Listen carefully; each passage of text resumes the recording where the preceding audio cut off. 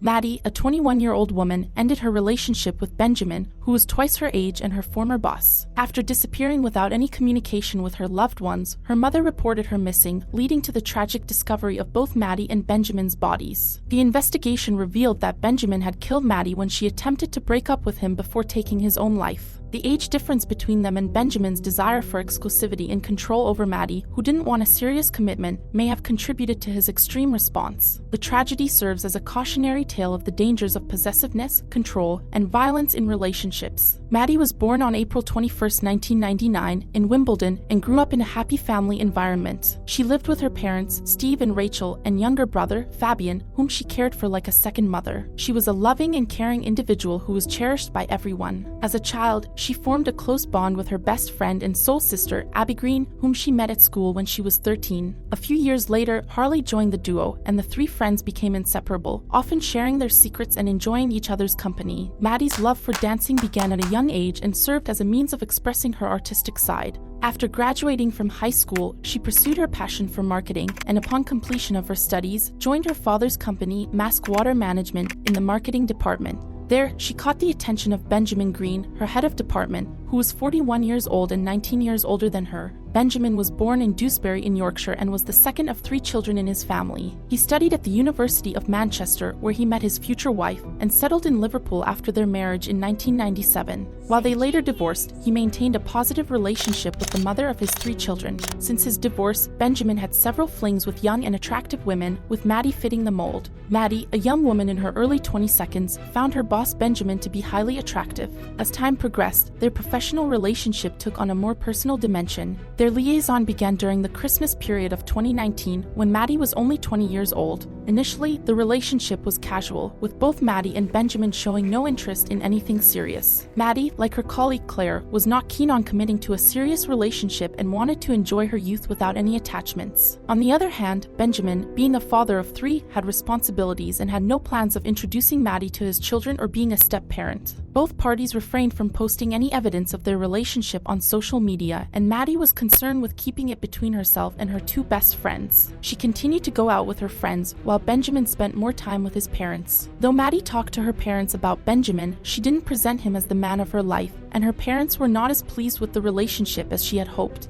Despite this, Maddie was flourishing in her professional life, being skilled in marketing, and earning a comfortable salary as a project manager at Kyline Civils, an opportunity she received after being approached for a new job in the building industry where her father worked. However, as time went on, Benjamin began to show a different side of himself. Initially, he was concerned with their relationship's distance and separate lives, but after over a year together, he desired more commitment from Maddie. He saw a future with her and wanted to have shared plans and experiences, including introducing her to his children and family. Maddie, on the other hand, was satisfied with the status quo and wasn't ready to settle down. These differences in perspectives led to numerous discussions and arguments, putting a strain on their relationship. However, Maddie was concerned with the way things were and wasn't ready to settle down. These differences in perspectives led to more and more discussions and arguments. She rejected him as if she was ashamed of him and never invited him to any of the family or social events she attended. Benjamin seemed to be losing more and more confidence in himself in this relationship. He became increasingly jealous and possessive, checking her phone whenever he could and becoming upset whenever she received a notification or message. He wanted to be seen with her in public,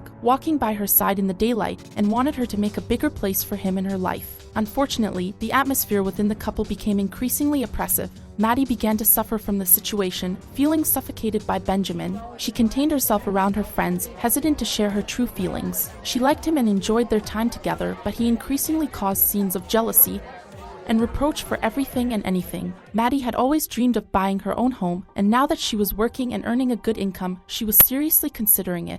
Benjamin also considered moving and proposed that they buy a house together. However, Maddie refused. It was not at all what she had envisaged. She wanted to buy her first property alone. Benjamin was certainly hurt by this refusal and went on to build a hyper-modern house on his own in a quiet residential area. He had departed from his lodging and was authorized by her parents to stay with them for the entire period of the construction. Benjamin moved in with the parents of Maddie for 6 months. The cohabitation went well, as the parents put their prejudices aside. If their daughter was happy in this relationship, that was the most important thing for them. Benjamin and Steve, who only knew each other in a professional setting, got to know each other and got along quite well. I imagine that Benjamin hoped that this stay with Maddie's family would bring them closer together. However, there was a gap between his desires and reality. Once Benjamin's house was finished, he moved in, but while he had hoped that Maddie would move in with him in this new house, she decided to continue living with her parents. In August 2021, she was still making plans on her own, without including him. Her parents had planned to go on a family vacation to Jamaica, but once again, without Benjamin. This did not sit well with him, as he felt excluded and rejected by Maddie. After living with them for more than 6 months, he would have expected her to invite him on the trip.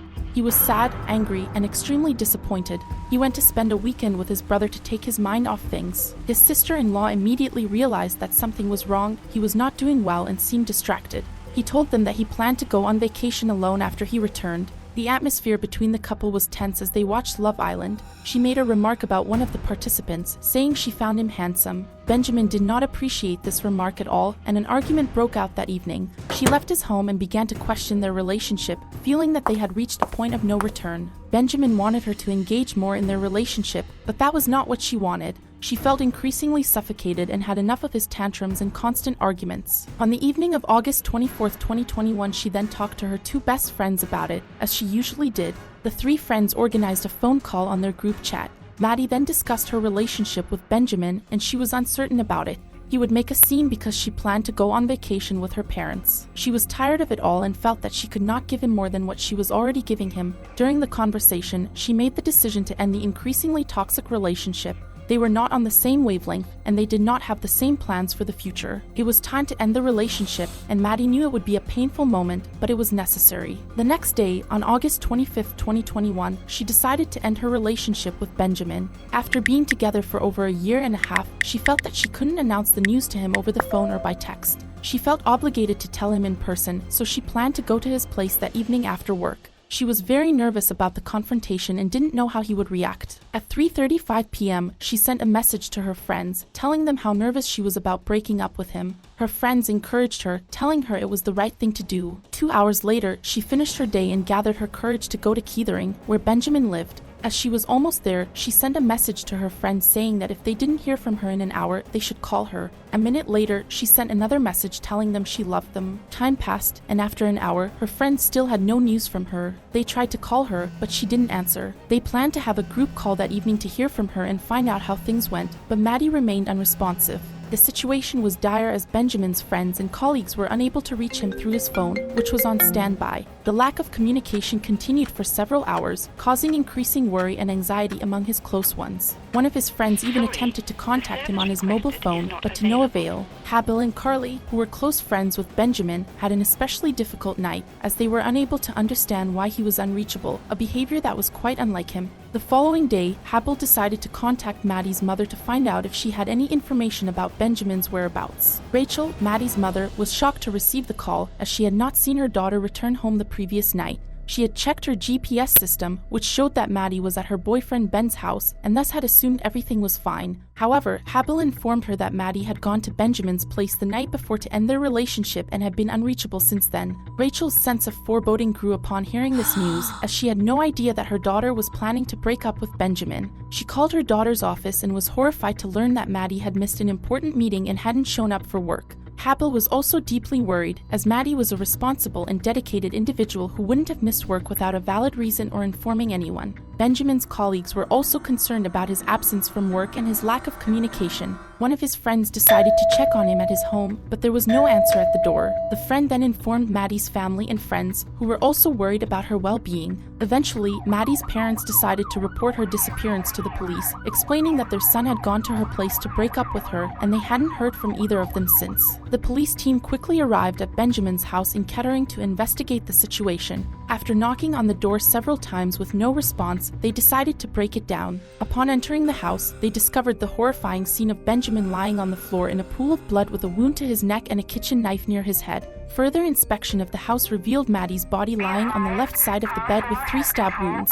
Her phone and the handle of a knife were found beside her. Blood was only found around Benjamin's body. The initial investigation showed no signs of a struggle, forced entry, or open windows or doors except for the back door. It fell on the police to undertake the formidable task of piecing together the sequence of events and resolving this dreadful crime. In the wake of the tragic events surrounding the death of Maddie, a hypothesis of an intruder in her house quickly gave way to the arrival of multiple police cars in the normally quiet neighborhood. The resulting commotion drew attention, and images of the neighborhood being assaulted by law enforcement soon began to spread throughout the media. When Maddie's parents saw these images, they recognized Benjamin's house immediately and were devastated even before being contacted by the police. The police investigation began in earnest, with officers combing over Benjamin's house and car meticulously. Analysis of Maddie's smartwatch revealed that her heart rate had stopped around 6 p.m. the previous day, just minutes after she had sent messages to her best friends. Autopsies showed that Maddie had received 3 stab wounds and had not defended herself before dying instantly. Benjamin had suffered severe injuries as well, including a severed jugular vein and superficial wrist wounds. It was later determined that Benjamin had murdered Maddie before taking his own life, with no evidence of any third-party involvement. The news of this tragedy sent shockwaves through both Maddie and Benjamin's families and friends, leaving them struggling to understand what had happened. Though some of Maddie's friends had noted that Benjamin could be possessive and controlling, there had been no prior signs of aggression or violence towards her. Similarly, Benjamin's father, who had become close with him during the 6 months he had lived with the family, had never observed any indication of domestic violence. The preliminary hearing, scheduled for January 13, 2022, was postponed until July 7.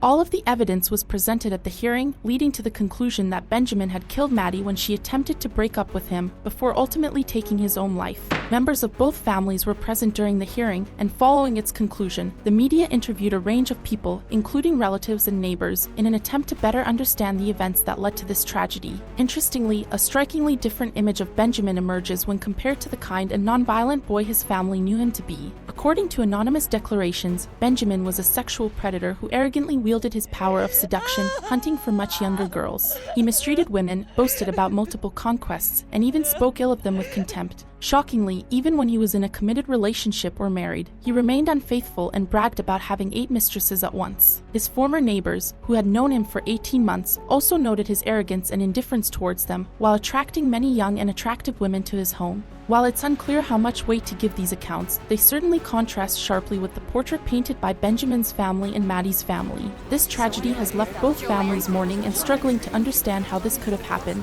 It's possible that Benjamin was deeply hurt by the breakup, particularly since he was accustomed to starting and ending relationships on his own terms. However, committing murder followed by suicide seems like an extreme response. Despite feeling the strain of their relationship slipping away, there were no obvious warning signs that Benjamin would resort to such violence. The age difference between Benjamin and Maddie's parents is also noteworthy. While it's not uncommon to fall in love with someone much younger or older, they were clearly at different stages in life. Maddie was only 20 years old and didn't want to be tied down with the responsibilities of being a stepmother to 3 young children. Perhaps Benjamin, after years of having multiple fleeting relationships, finally wanted to settle down and find stability in his life. Maddie's independence may have been appealing to him, as she didn't try to possess him like other women may have. They could have done it because Benjamin, beyond being attractive, was a good catch. He had a comfortable salary and advantageous professional situation, and many women may have tried in the past to officially couple up with him. However, Benjamin himself wasn't looking for that.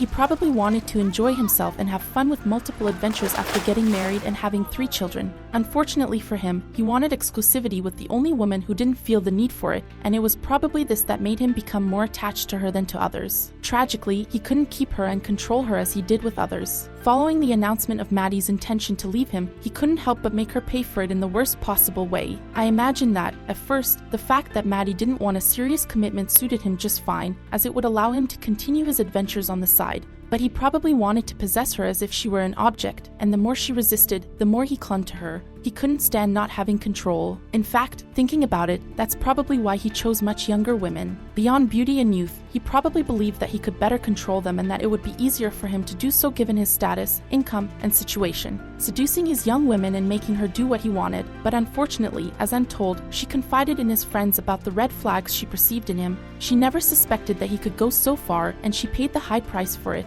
I have a thought for her as well as for the 2 destroyed families. This case is quite recent, and I hope they will overcome this terrible ordeal. Have you ever been in a relationship with someone controlling who didn't accept the breakup, I hope that despite the sadness of this case, you had a pleasant time watching this video. I thank you all who stayed with us until the end of this video. If you did, you can let me know by writing Maddie in the comments. If you're interested in providing your support, I've included a link to her foundation in the description box below. Simply click the link and make a donation to help make a positive impact. Every contribution counts. Thank you for listening, and don't forget to follow for more crime stories.